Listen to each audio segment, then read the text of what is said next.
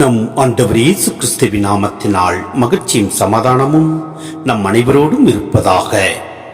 1 யோவான் 3:2-10 முடிய. என் அன்பார்ந்தவர்களே, இப்போது நாம் கடவுளின் பிள்ளைகளாய் இருக்கிறோம். இனி எத்தன்மையராய் இருப்போம் என்பது இன்னும் வெளிப்படவில்லை. ஆனால் அவர் தோன்றும்போது நாமும் அவரை போல் இருப்போம். ஏனெனில் அவர் இருப்பது போல் அவரை காண்போம். அவரை எதிர்நோக்கி இருக்கிற அனைவரும் அவர் தூயவராய் இருப்பது போல் தம்மையே தூயவராக்க வேண்டும். பாவம் செய்யும் அனைவரும் சட்டத்தை மீறுகின்றனர். சட்டத்தை மீறுவதே பாவம். பாவங்களை நீக்கவே அவர் தோன்றினார் என்பது உங்களுக்கு தெரியும். அவரிடம் பாவம் இல்லை. அவரோடு இணைந்திருக்கும் எவரும் பாவம் செய்வதில்லை. பாவம் செய்பவர் எவரும் அவரை கண்டதும் இல்லை, அறிந்ததும் இல்லை. பிள்ளைகளே, எவரும் உங்களை நெறித்தவர செய்ய விடாதீர்கள். கிறிஸ்து நேர்மையாளராய் இருப்பது போல் நேர்மையாய் செயல்படுபவர் நேர்மையாளராய் இருக்கின்றார். பாவம் செய்து வருகிறவர் அழகையை சார்ந்தவர். ஏனெனில் தொடக்கத்திலிருந்தே அழகை பாவம் செய்து வருகிறது. ஆகவே அழகையின் செயல்களை தொலைக்கவே இறைமகன் தோன்றினார். கடவுளிடமிருந்து பிறந்தவர் எவரும் பாவம் செய்வதில்லை.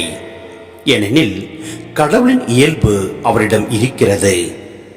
கடவுளிடமிருந்து பிறந்தவராயிருப்பதால் அவரால் பாவம் செய்ய இயலாது. நேர்மையாய் செயல்படாதவரும் தம் சகோதர சகோதரிகளிடம் அன்பு செலுத்தாதவரும் கடவுளிடமிருந்து வந்தவர்கள் அல்ல. இதனால் கடவுளின் பிள்ளைகள் யார் என்றும் அழகையின் பிள்ளைகள் யார் என்றும் புலப்படும். சிந்தனை: கடவுளின் பிள்ளைகளாயிருப்போர் செய்ய வேண்டியவை எவை என்றும் செய்யத்தகாதது எது என்றும் இப்பகுதியில் குறிப்பிடப்படுகிறது. அவர்கள் செய்ய வேண்டியவை தூயராயிருத்தல், நேர்மையாய் செயல்படல், சகோதர சகோதரியிடம் அன்பு செலுத்துதல். அவர்கள் செய்யத்தகாதது பாவம். தூய்மையாயிருத்தல் இன்றியமையாதது. தூய உள்ளத்தோர்தான் கடவுளை காண முடியும். கடவுளை காண்போர்தான் அவரைப் போல அவரது சாயலாய் இருக்க முடியும், செயல்பட முடியும். அத்தூயரே கடவுளின் பிள்ளைகள். கடவுளின் பிள்ளைகள் பாவம் செய்ய இயலாது. ஏனெனில் பாவம் கடவுளின் கட்டளையை மீறுதல். அது கடவுளுக்கு எதிரான செயல், கடவுளின் எதிரியான அழகியின் செயல். இவ்வாறு பாவம் செய்வோர் அழகியை சார்ந்தோர். இங்கு பாவம் செய்யணும் தங்களுக்கு எந்த பாதிப்பும் இல்லை.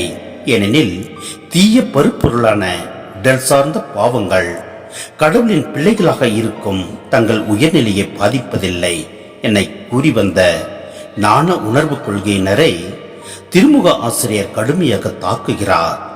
அவர்களின் தவறான கொள்கைகளால் யாரும் ஏமாந்து போக வேண்டாம் என்று எச்சரிக்கின்றார்.